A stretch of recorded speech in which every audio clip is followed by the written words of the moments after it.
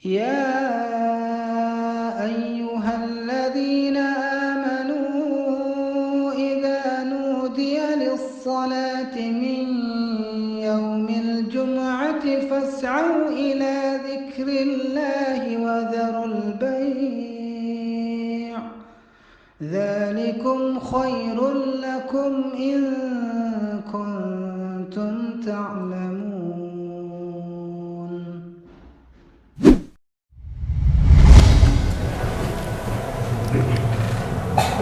Assalamualaikum warahmatullahi wabarakatuh.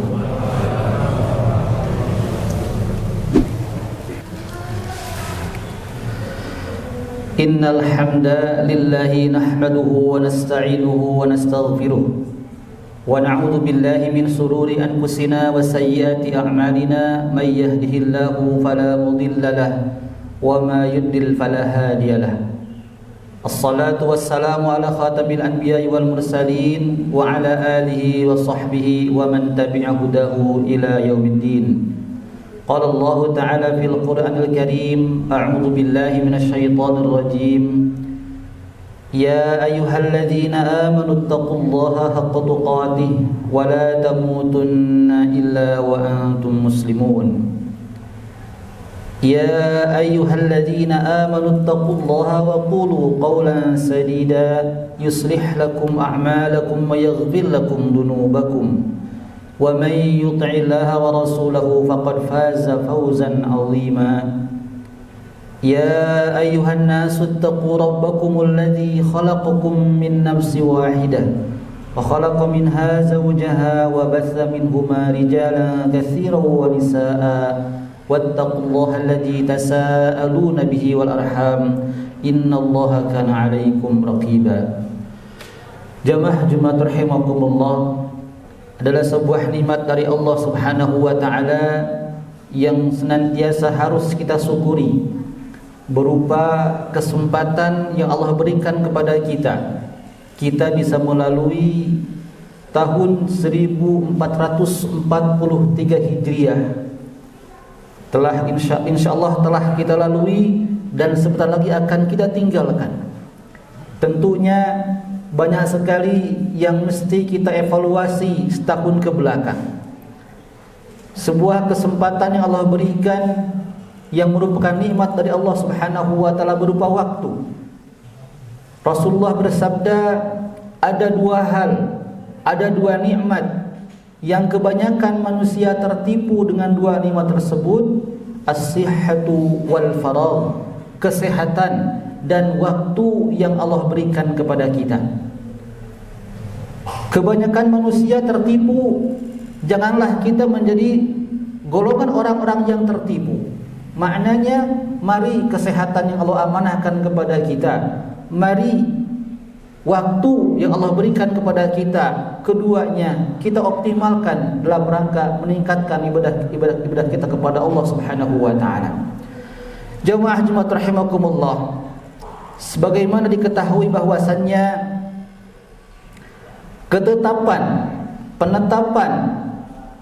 tentang dari mana dimulainya tahun Hijriah ini telah disepakati pada masa Khalifah Umar bin Khattab radhiyallahu anhu. Disepakati bahwasannya tahun baru Hijriah ini diawali dari ketika hijrahnya Rasulullah sallallahu alaihi wasallam dari Makkah ke Madinah. Yang insyaallah satu hari lagi kita akan memasuki tahun 1444 Hijriah.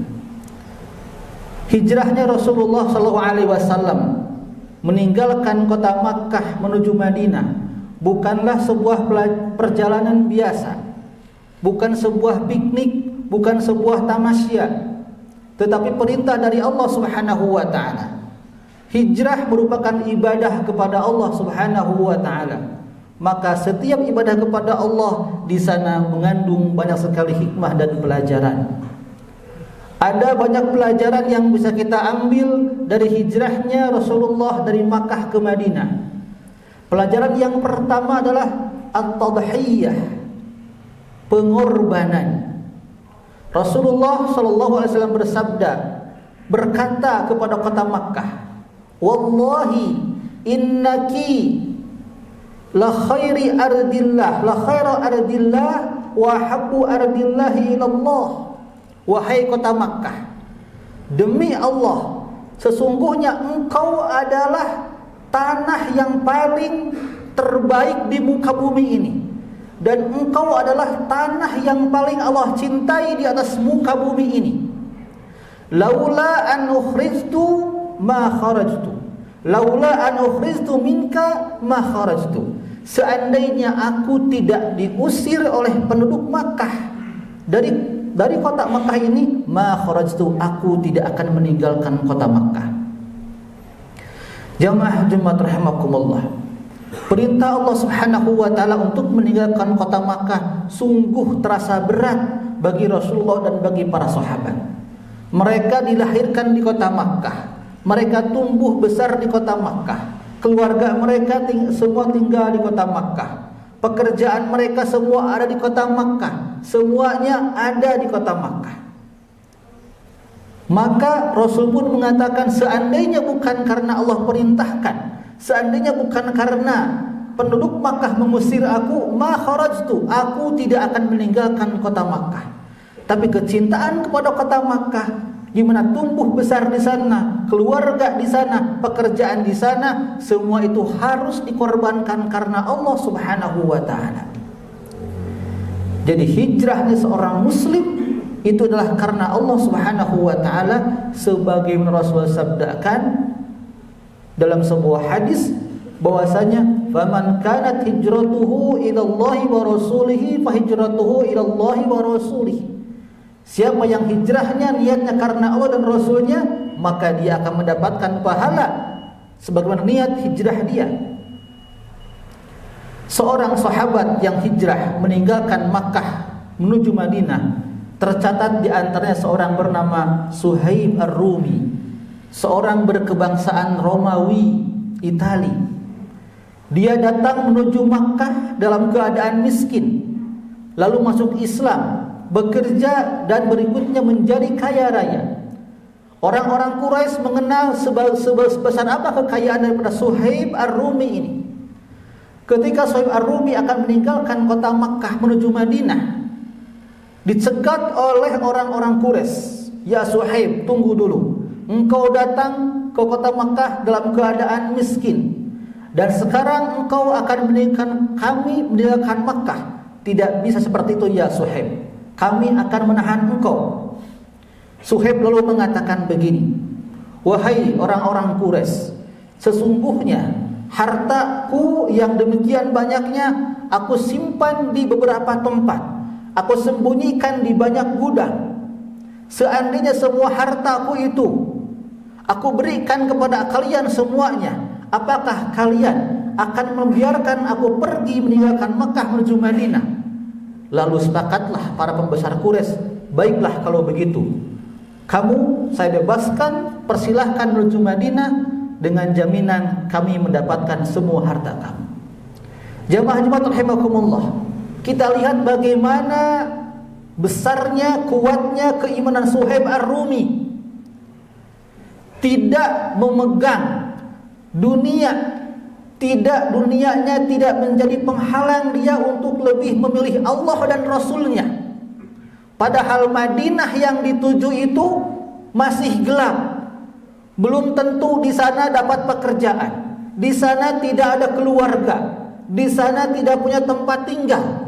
Tetapi cintanya kepada Allah lebih besar, sehingga harta yang selama ini dia kumpulkan, dia relakan, dia berikan kepada orang-orang Quraisy.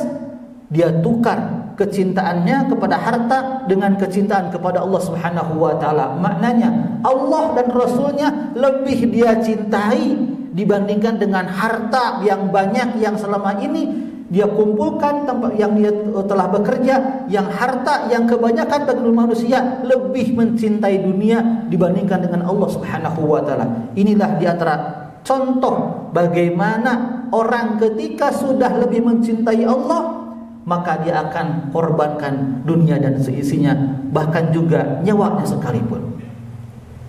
Jadi pelajaran pertama yang terbesar daripada hijrahnya Rasulullah adalah menggambarkan, mencontohkan kepada kita besarnya, pentingnya kita berkorban fi sabilillah.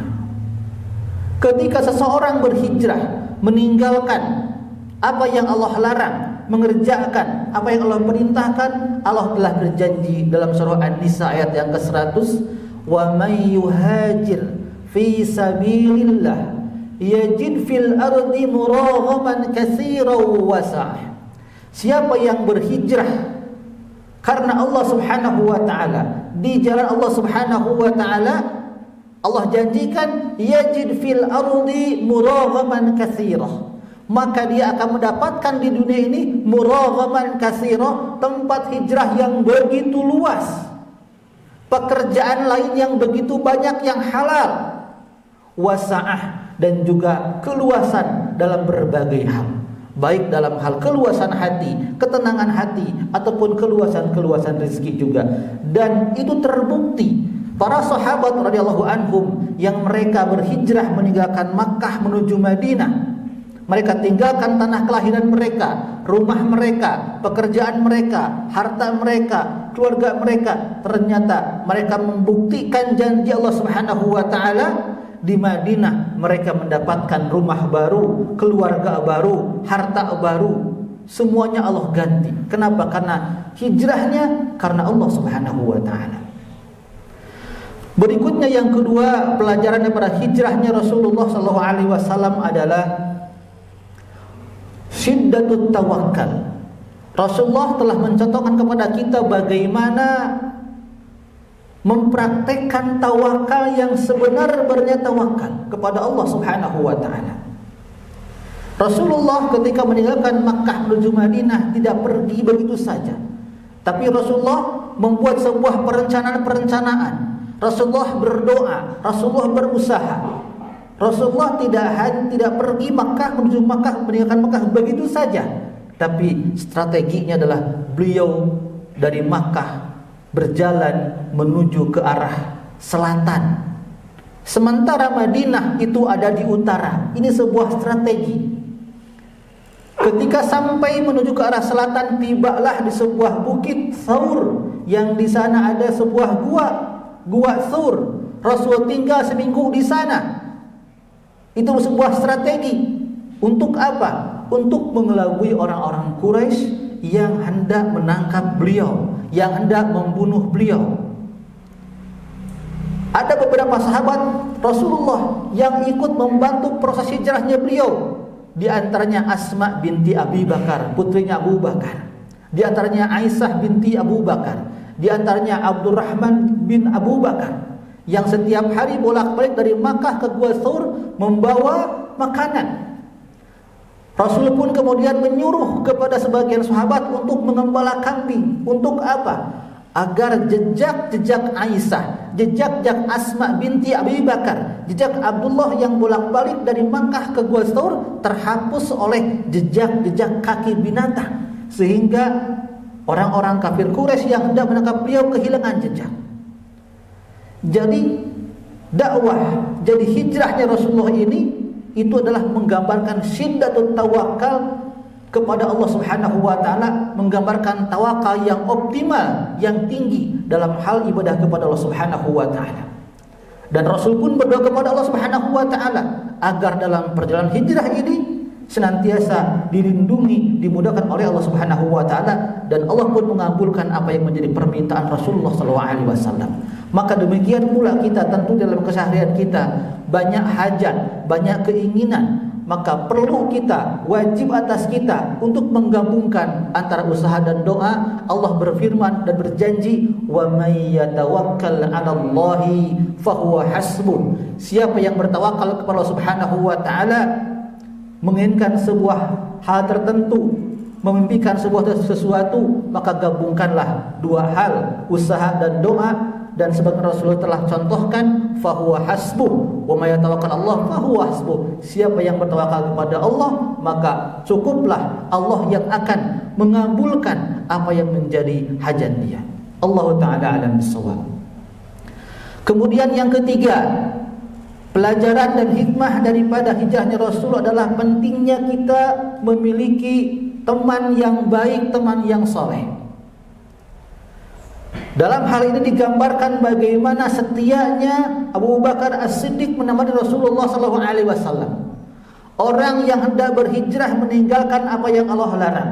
Orang yang hendak berhijrah untuk senantiasa istiqomah menjalankan apa yang Allah perintahkan, maka idealnya dia harus memiliki teman yang sama-sama memiliki semangat yang sama.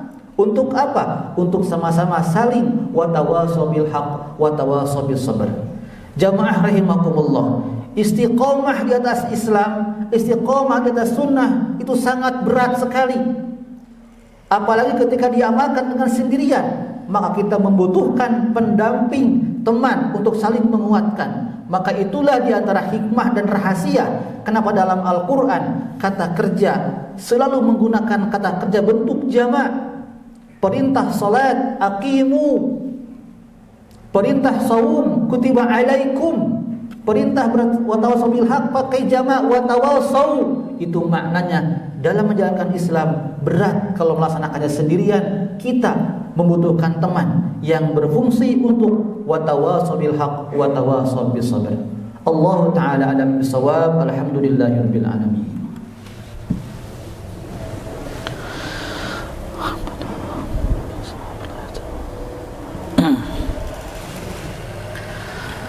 Alhamdulillahirabbil alamin alladzi khalaqal mauta wal hayata liyabluwakum ayyukum ahsanu amala wa huwal azizul ghafur. Assalatu wassalamu ala khatamil anbiya'i wal mursalin wa ala alihi wa sahbihi wa man tabi'ahu ila yaumiddin. Jamaah rahimakumullah, ketika Rasulullah berhasil menguasai kota Makkah dengan izin Allah, Rasulullah bersabda, la hijrata ba'dal fathi walakinna jihadun wa niyatun. Berhasil menguasai kota Makkah itu setelah 20 tahun Rasulullah hijrah. Setelah 20 tahun Rasulullah meninggalkan Makkah, tinggal di Madinah. Ketika kembali ke Makkah dan berhasil menguasai Makkah dengan izin Allah, Rasul bersabda, la hijrata ba'dal fathi. Sejak kemenangan dikuasanya kembali kota Makkah, tidak ada lagi syariat hijrah. Maksudnya dari Makkah ke Madinah. Walakinna jihadun wa niyatun, tapi hukum yang sampai akhirat akan senantiasa ada adalah perintah berjihad dan niat untuk beribadah baik, beribadah kepada Allah Subhanahu wa taala. Jamaah rahimakumullah, perintah hijrah itu memiliki makna meninggalkan. Yang ditinggalkan itu memiliki makna yang pertama hijrah makani, hijrah meninggalkan tempat. Awalnya hijrah adalah hijrah meninggalkan tempat yang penuh dengan kekufuran, kesyirikan, menuju tempat yang di sana kita bisa melaksanakan Islam dengan kafah. Rasulullah meninggalkan Makkah menuju Madinah, itu hijrah makani. Atau hijrah meninggalkan sebuah tempat pekerjaan yang di sana ada unsur-unsur yang haramnya, ada unsur-unsur yang kufurnya, tinggalkan tempat pekerjaan tersebut, kemudian mencari tempat pekerjaan yang tidak ada unsur-unsur yang diharapkan oleh Allah Subhanahu wa taala. Berikutnya ada juga hijrah qulub, hijrah hati. Inilah yang Rasulullah sabdakan, wal muhajiru man hajara ma nahallahu anhu. Yang dikatakan hijrah adalah definisinya seorang muslim yang meninggalkan apa-apa yang Allah larang. Al-muslimu man salimal muslimuna min lisanihi wa yadihi. Seorang muslim itu adalah yang punya karakter berupa orang muslim lain, temannya, tetangganya, selamat dari apa? Dari lisannya dan tangannya. Jangan sampai lisannya, tangannya menyakiti tetangganya, menyakiti temannya, menyakiti keluarganya. Wal muhajiru man hajara ma nahallahu anhu. Dan orang yang dikatakan berhijrah adalah orang yang meninggalkan apa-apa yang Allah larang. Jamaah Jumat rahimakumullah, makna umum daripada hijrah adalah meninggalkan, berubah menjadi lebih baik lagi. Maka jangan sampai kita kemudian berhijrah tapi hijrahnya meninggalkan apa yang Allah perintahkan. Allah merintahkan kepada kita dalam Al-Quran untuk membaca Al-Quran. Rasulullah memerintahkan kepada kita untuk mempelajari Al-Quran. Jangan sampai kita termasuk kepada yang Allah sabdakan, yang Rasul kemudian menyampaikan Allah Subhanahu wa taala, wa qala ar-rasul ya rabbi inna qaumi takhadhu hadzal qur'ana mahjura. Ya Allah, sesungguhnya ada di antara umatku orang-orang yang mahjura, yang meninggalkan Al-Quran.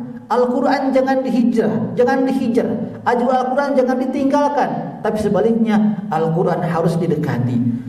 Ibnu Qayyim al-Jauziyah menyebutkan di antara bentuk meninggalkan Al-Quran adalah yang pertama, tidak mengimani Al-Quran. Atau yang kedua, dia beriman kepada Al-Quran tapi dia tidak mau belajar Al-Quran. Atau kemudian yang ketiga, dia belajar Al-Quran tapi dia tidak mau mengamalkan Al-Quran. Jamaah rahimakumullah, Allah Subhanahu wa taala kemudian memberikan peringatan kepada kita. A'udzubillahi minasyaitonirrajim. Wa man a'rada 'an dzikri, siapa yang berpaling, siapa yang meninggalkan dari zikri, dari Al-Quran, fa inna lahu ma'isyatan dhanka, maka dia akan mendapatkan sebuah ma'isyah al-dhanka, kehidupan yang sempit. Wa nahsyuruhum yaumal qiyamati a'ma, dan pada akhirat nanti dia akan dikumpulkan dalam keadaan buta. Qala rabbi lima hasyartani a'ma wa qad kuntu basira. Di akhirat nanti orang-orang yang dibutakan oleh Allah, kemudian dia mengatakan, ya Allah, kenapa engkau kumpulkan kami dalam keadaan buta? Wa qad kuntu basira, padahal dulu di dunia aku bisa melihat. Allah menjawab, kadzalika atatka ayatuna fanasitaha wa kadzalika yauma tunsa.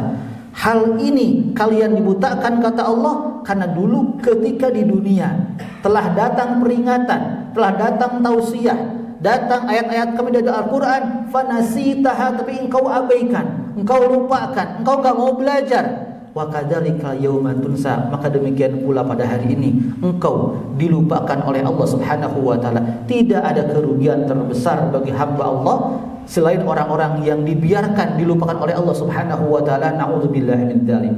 Maka oleh karena itu, mari kesempatan yang Allah berikan kepada kita berupa tadi sebuah kesehatan, berupa sebuah kesempatan, kita gunakan untuk senantiasa kita berhijrah menuju lebih baik lagi, menjadi pribadi-pribadi yang lebih bertakwa di hadapan Allah Subhanahu wa taala. Allahu taala alam bisawab. Demikian khutbah yang saya disampaikan. Nakhtatim bidu'ai ilallah. Bismillahirrahmanirrahim. Innallaha wa malaikatahu yusholluna 'alan nabi ya ayyuhalladzina amanu shallu 'alaihi wa sallimu taslima. Allahumma ighfir lil mu'minina wal mu'minat wal muslimina wal muslimat al ahya'i minhum wal amwat innaka sami'un qaribun mujibu da'wati ya qadiyal hajat. Allahumma ighfir lana wa liwalidayna warhamhuma kama rabbawna shighara. Allahumma ihdina siratal mustaqim siratal ladzina an'amta 'alaihim ghairil maghdubi 'alaihim waladdallin. Allahumma ya muqallibal qulub tsabbit qulubana 'ala dinik. Allahumma ya musarrifal qulub sarrif qulubana 'ala ta'atik. Allahumma ij'alil Qur'ana rabi'a qulubina wa nura sudurina wa jalaa ahzanina wa dhahaba humumina wa humumina.